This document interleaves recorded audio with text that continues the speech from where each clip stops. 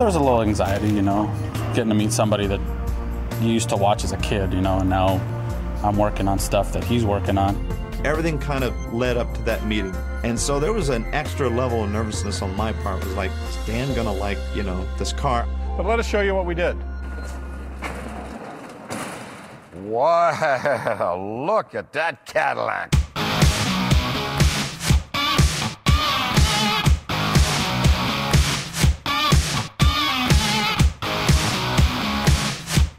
First time you see the car on film, you're like, wow, it's a big car, it's pretty impressive.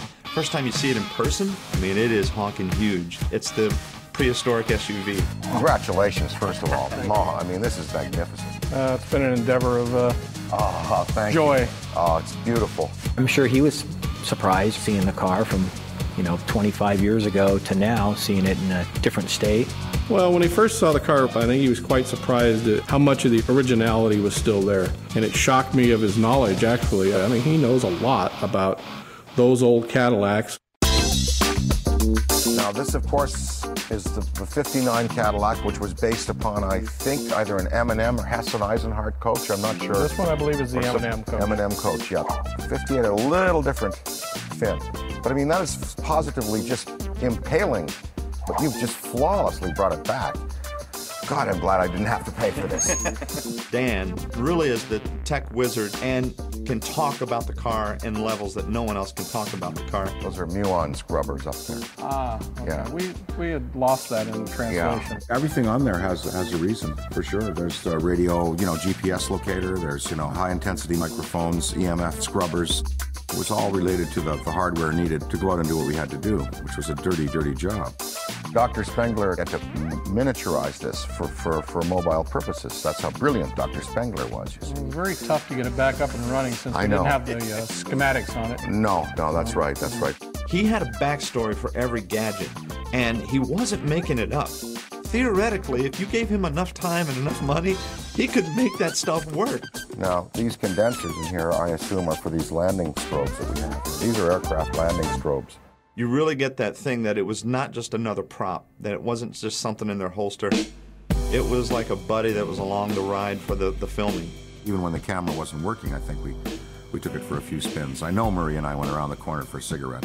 In it a couple of times, absolutely. I used to take naps in the back seat there because you've got the jump seats, and it was the perfect length to stretch out, We were in the back seat, and he was looking at the DVD display of the movie. And at that moment, he was just a guy enjoying the movie and enjoying the car. Kind of brings it all back again. I'm so proud of the way it holds up, really. The film holds up really, really well.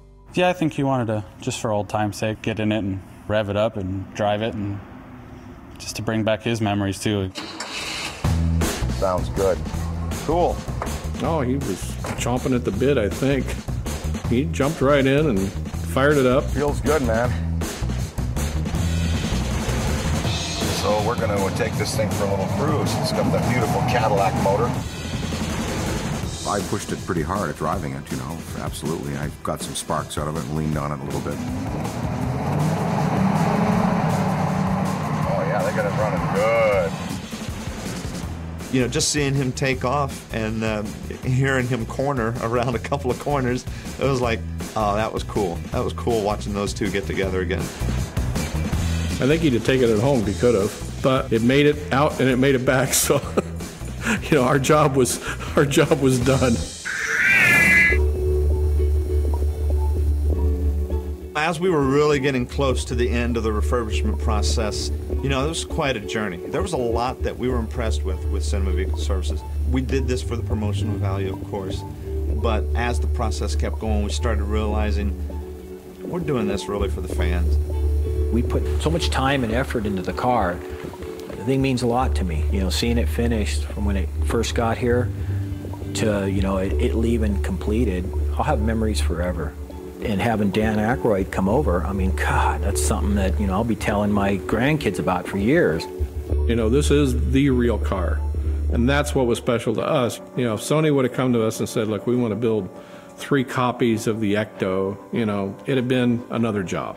But when you get to take a piece of Hollywood history and rebuild it, and then a new generation of fans get to see it, that's special.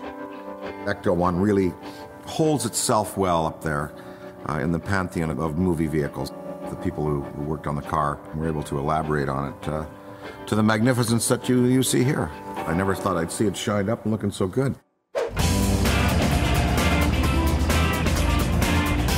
Well, it's going to have to do a lot of work around the country, but for ghost busting, you can't beat it.